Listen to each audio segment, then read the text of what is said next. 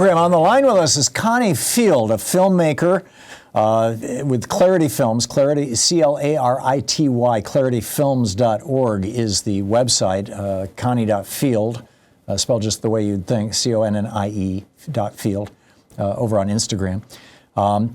Connie, tell us about this new film you have about Hungary. Well, the film is called Democracy Noir, which I guess is an apt title for it. And the film follows three women in Hungary who have been fighting Viktor Orbán since 2010. And one of them is an opposition member of parliament. The other is a nurse who is also a street activist. And the other is a journalist who follows corruption. And we get the story of what happened in Hungary over the last 12 years through their eyes. And when you see the film, I think what Americans today are going to notice is that this is where Trump got his playbook. You'll see so many things in the film that will remind you of what's happening to us right now. Yeah, and Viktor Orbán even came to CPAC and said, build your own media, change your libel laws so that you can take down people who criticize you. I mean, he just laid it out. I mean, this is not a secret, generally speaking, although most Americans are completely unaware of it. Right, exactly. What led you to this? Just as most Americans, even though the Democrats talked a lot about 2025, I think it went over everybody's head. Yeah. It really didn't land anywhere where people really understood it. And with this film, now people understand it much better than before the election. So where can people find the movie? The movie's going to be at the Monica in Los Angeles for the next week. It's starting on September 19th. It'll run through the 25th. And they can get tickets at the Lemley Theater it's called the Monica in Los Angeles. It's also going to be at a lot of other theaters, and they can go to our website, which is clarityfilms.org, and they can see where it's showing. Yeah, Sean was just telling me it's playing here in Portland right now, apparently until tomorrow. Right now in Portland, I just got back from Seattle. It's going to be in Scottsdale, Arizona. It's going to be in Cleveland. It's going to be in many, many places. Are you going to put it online? Yes, eventually. I'll put it online, probably in November, December. Oh, okay. Okay, so let's start at the beginning. I was actually in Hungary the summer that Viktor Orbán, I wasn't there when he gave the speech, but about a month afterwards, when he was kind of a rising star on the left, as it were, challenging communism. It was the summer that the wall came down in Berlin, and there were all these German refugees coming in and whatnot. And people were actually very optimistic about the possibility that Viktor Orbán could be the guy, who was going to lead Hungary into a post-Soviet positive place. How did he become essentially a dictator? Well, okay, a couple of interesting things about the time that you were there. Orban went to Oxford on a scholarship paid by George Soros. I remember, yeah. And he was a liberal back then, and he was much more liberal from 1998 to 2002 when he was also in office. And he also, the other thing that's important about that era is that that's when they formed their new constitution for Hungary. And unfortunately, in this constitution, they have a clause that says any political group that gains 2/3 majority in parliament can change the constitution. Which he has done now repeatedly. Yes, when he got elected in 2010, he was the first to have a two-thirds majority, and he did exactly that. Yeah. So it's interesting as people now are beginning to understand that something's wrong in our Constitution, which is allowing for the situation that we face right now. That was the same in Hungary. But one thing I wanted to add is the reason I did a film about Hungary is because my husband's Hungarian.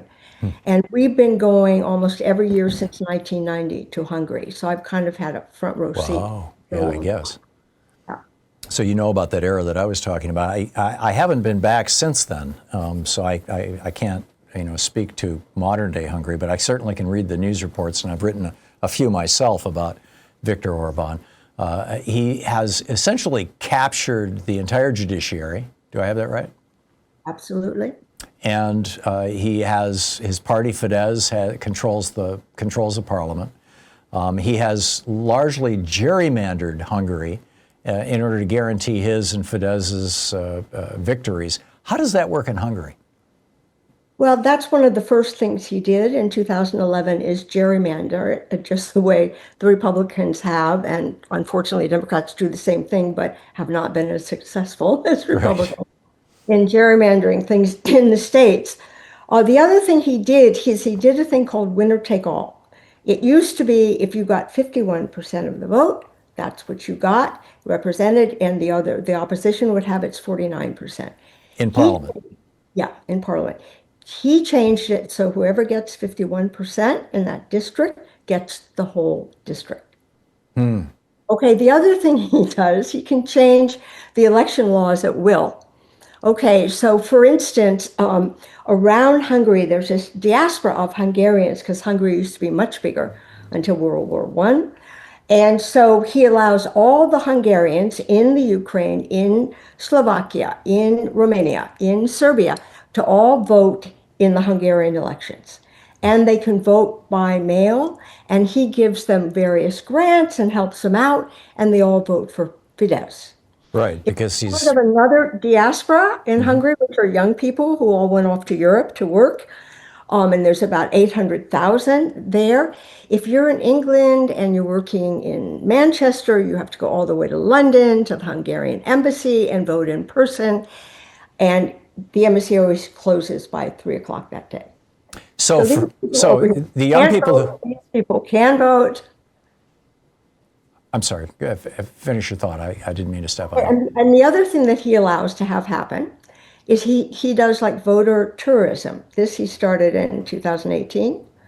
So let's say he's got a district that he's not sure of getting his 51%, and he knows he's got this other one completely. He buses people from that district to the other one, so he always gets his 51%. Wow. He always has 2/3 of parliament. Wow, that's pretty extreme. So with the foreign vote or the out of country vote, the people who he is subsidizing and who love him, he lets them vote by mail. But the young people who are working abroad, they have to go to the embassy. Do I have that right?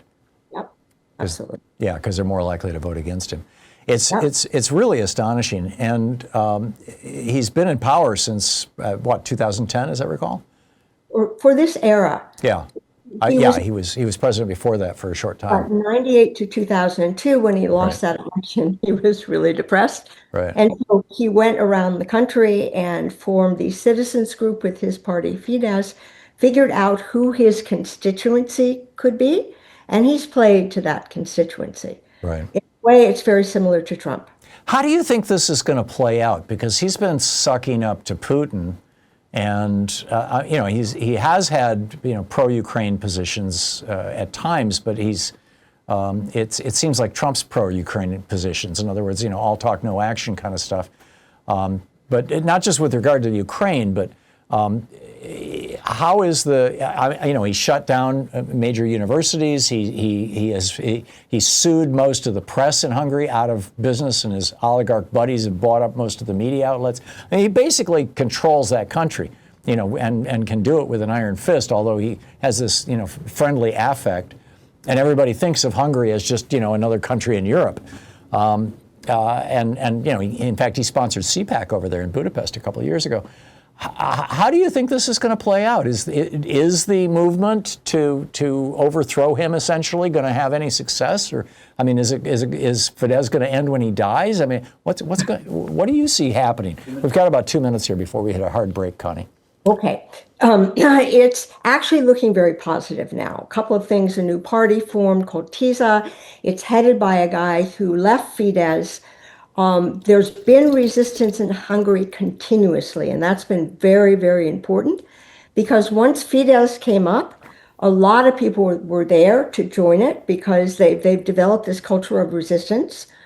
And TISA is outpolling Fidesz right now.